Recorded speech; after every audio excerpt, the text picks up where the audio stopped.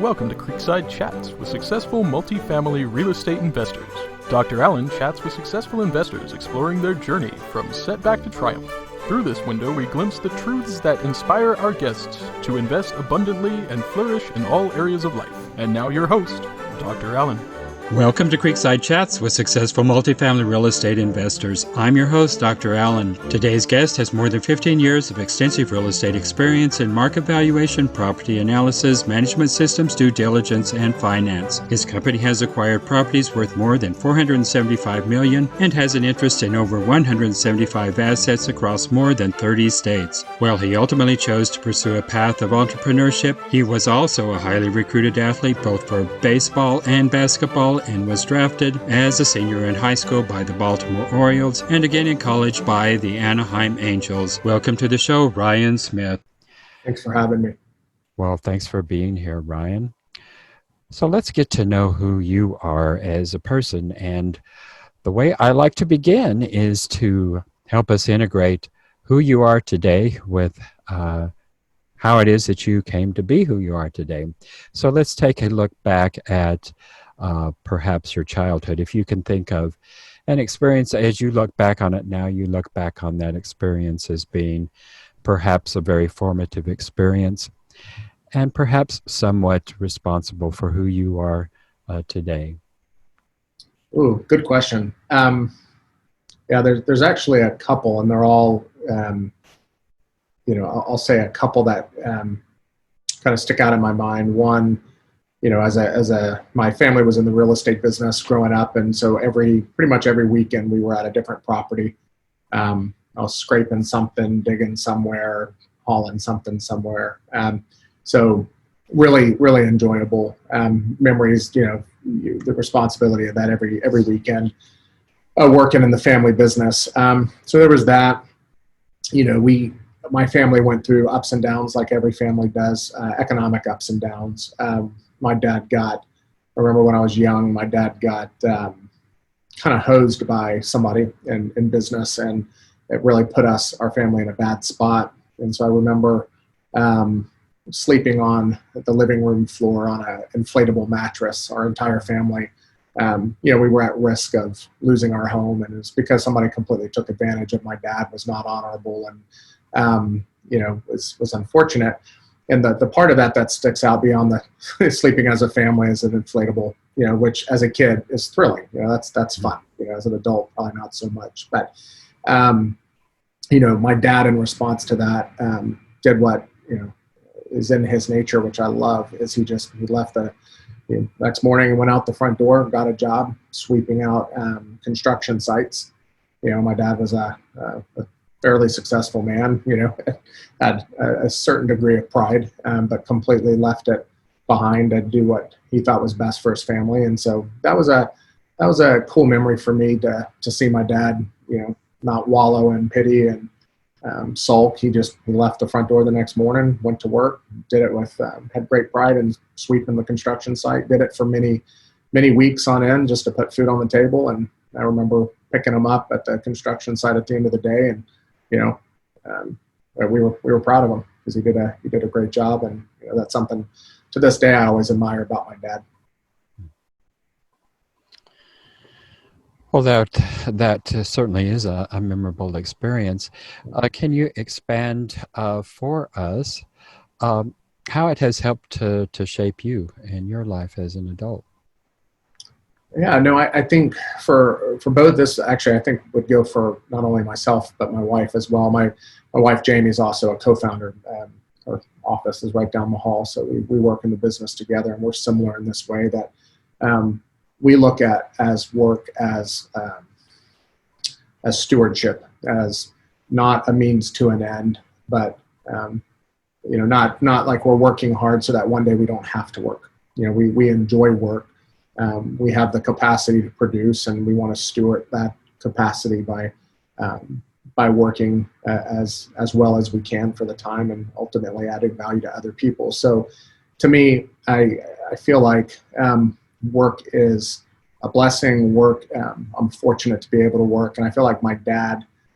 If you look at work as a blessing or a curse, it's almost, I think some people look at it, it's a curse while you're doing it, in the hopes of achieving a blessing, which is to not one day doing, work. For us, we really enjoy it. And so that was instilled in me at a young age, that my dad, he wasn't demeaned by the work. There's, in his opinion, there's no dishonorable work for the most part, as long as, you're doing it for people you love and adding value to people you're doing it for. So that's really stuck with me.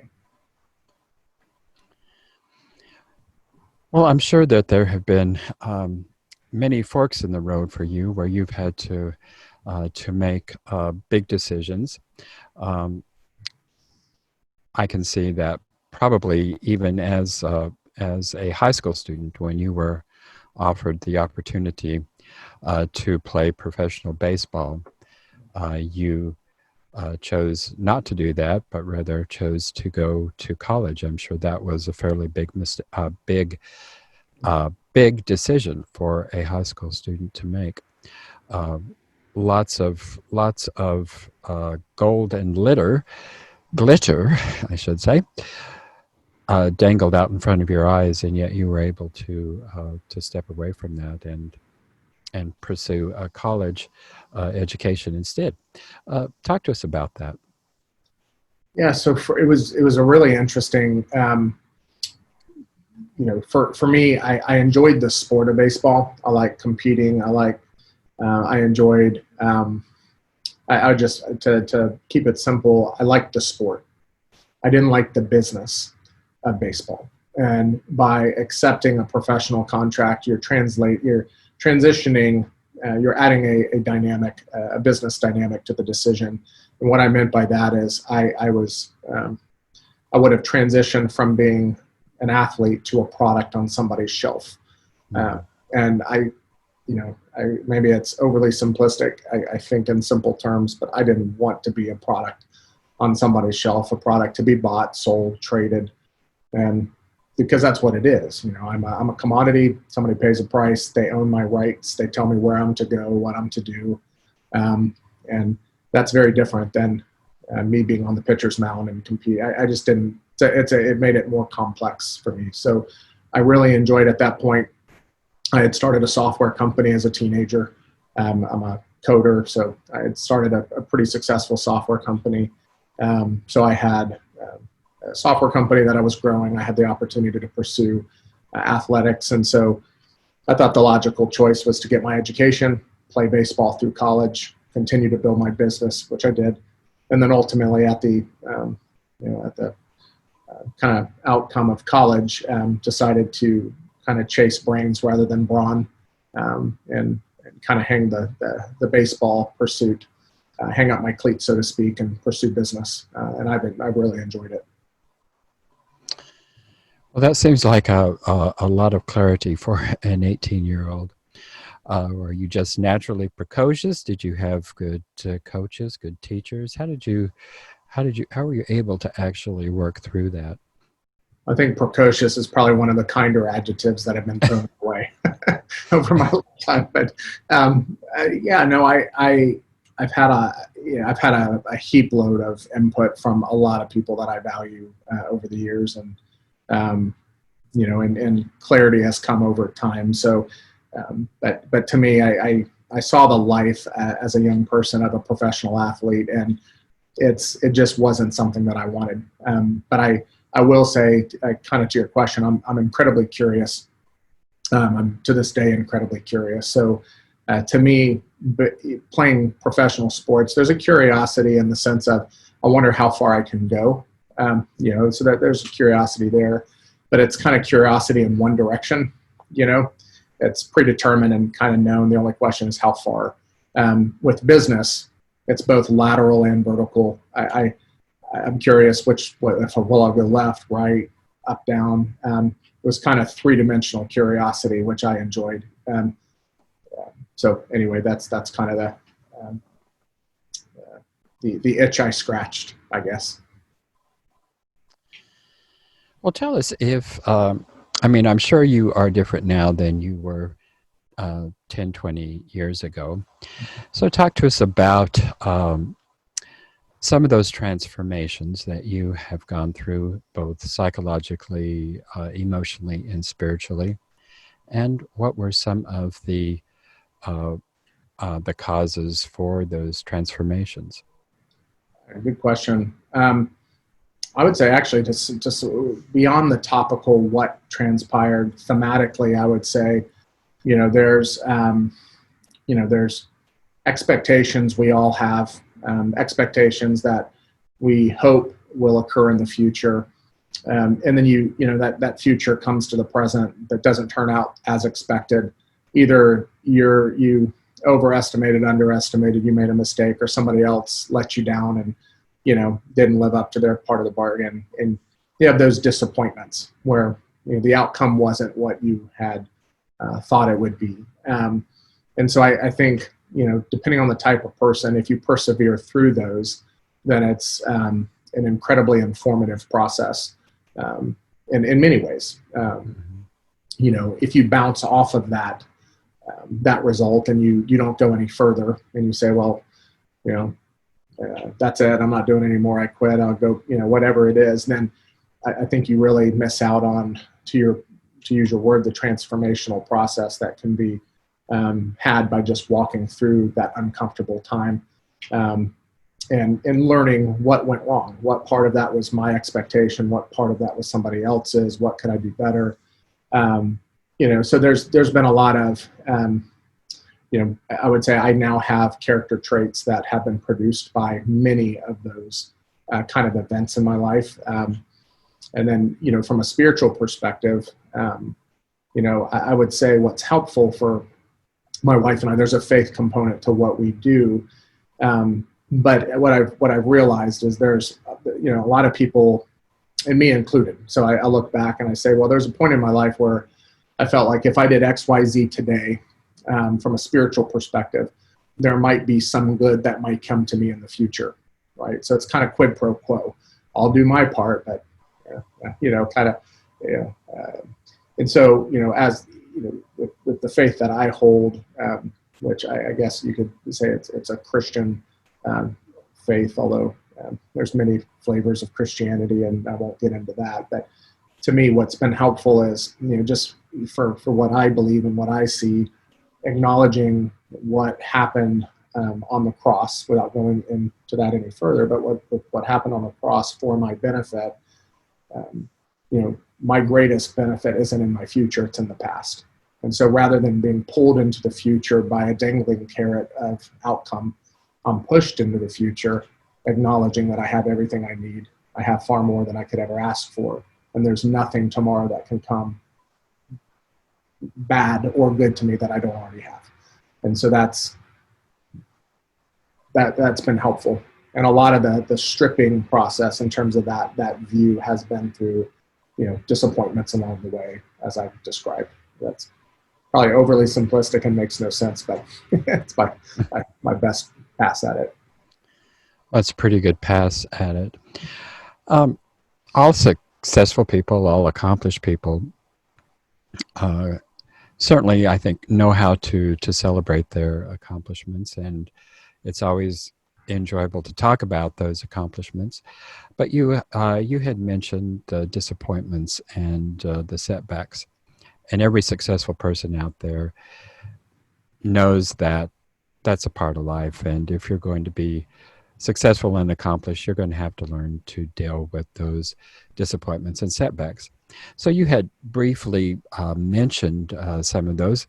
If it's not too personal, if you could bring to mind a specific setback or disappointment that, as you look back on it, you had mentioned that setbacks, disappointments contribute to our growth. If you can think of a specific example to share with us and share how it is that helped you to grow. Yeah, I guess, because we've talked a little bit about athletics and sports, I'll go kind of way back. But in high school, my senior year, I had transferred. I was a two-sport athlete, basketball and baseball. I'm 6'8", so you can't, I'm a big guy. So played two sports, got recruited collegiately for both. I had gone to a specific high school that allowed you to play both sports. my senior year, my baseball coach departed, who I loved. A new guy came in, and to make a real long story short, he had a policy of one sport only. And this was after I was established. I started varsity for, on both sports. And so he basically told me, listen, you have to choose sport. If you play basketball, I will bench you for baseball. And I think I was in the top 30 pitchers in the country that year. I was heavily recruited.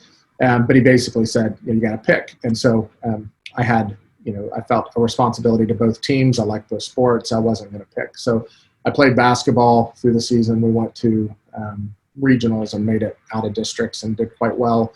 And as a result, my first game I went to pitch, and I threw mid-90s in high school. Had a ton of scouts in the stands. And right before game time, he came to me and said, Smith, you're on the bench. Started somebody else. And he proceeded to tell me, as long as there's scouts in the stands, your butt's on the bench. And that was my punishment for playing basketball.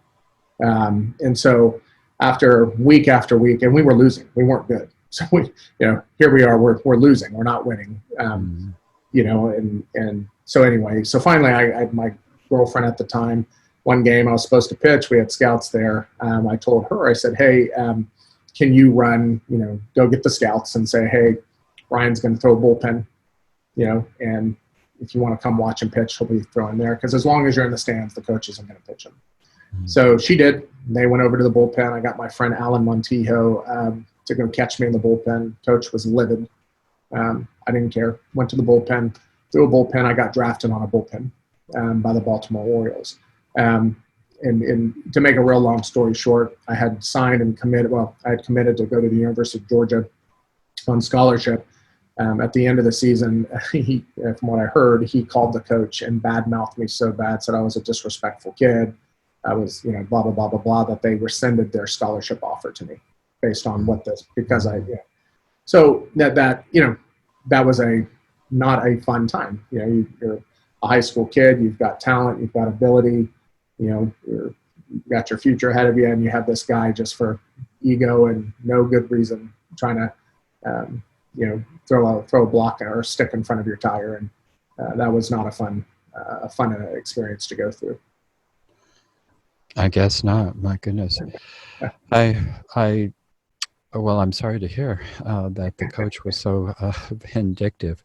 I like to think of our coaches and our teachers as actually being there to help our students, not stand in their way. That's unfortunate. I hope he was not able to maintain his position there for a lengthy period of time. Do you know what happened to him? I do. It turns out, and without, he had a certain disability, and he would get hired, and he had I guess it came out later that he had a track record and a history of gaining employment, and then, not operating with the best morals and ethics, but then it was very tough to get rid of him, because he would claim reasons for his firing, and he was just a bad guy, and I, to be fair to your point, I think out of all the coaches I've ever had and teachers, that's the one bad apple that I encountered. But so not to paint a picture that everybody's that way, because certainly they're not, but he was. Well, that certainly had to be both heartbreaking and disappointing in many, many ways. What did you take from that? What did you learn from that experience? It was interesting. I kind of threw myself into coding, so I it made me dynamic. So here I am after my senior year. I had turned down Georgia Tech, Auburn, Alabama, and Mississippi State. All the colleges had pretty much completed their recruiting, and so I got on the phone, called a coach up, and said, "Hey, would you let me come throw come throw for you?" I drove up, pulled up, got out of the car, threw three warm-up throws, and he said, "You got a scholarship. What the ball's doing out of your hand, I know what I'm seeing. You got a scholarship," which was that was very encouraging to me. So, just kind of, I hate to, I guess to summarize it, it's, you can kick me, knock me down, blow me left, blow me right, but at the end of the day, I'm going to take the next best step. I'm going to show up the next day, and whatever the next best step towards true north is, where I'm going to, so, it's kind of like, you get hit, now what? So I got hit, and the only question was, you can wallow in it and it's terrible, and it's the real question is, what are you going to do about it? Now what? And so that's kind of a consistent theme with my wife and I, is we're always trying to take the next best step. Some good lessons learned there, and some good responses to them. Folks just tuning in to our show today, my guest today is Ryan Smith, principal of Elevation Capital Group, and we've been sharing fascinating aspects of Ryan's life.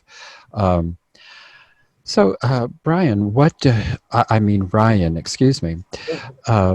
Ryan,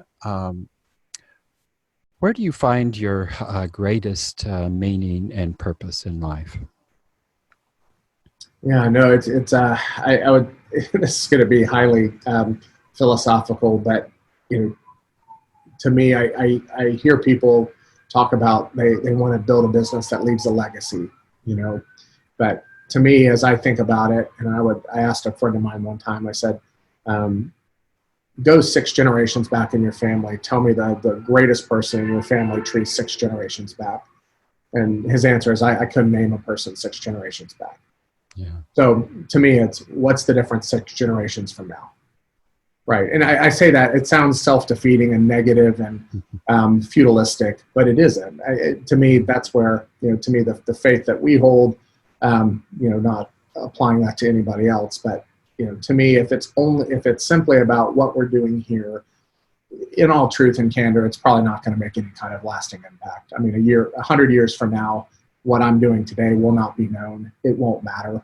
The sun will one day go out, and so to me, though, the faith component adds meaning to me, in that there's an absolute, not just a relative, because relative will one day fall away.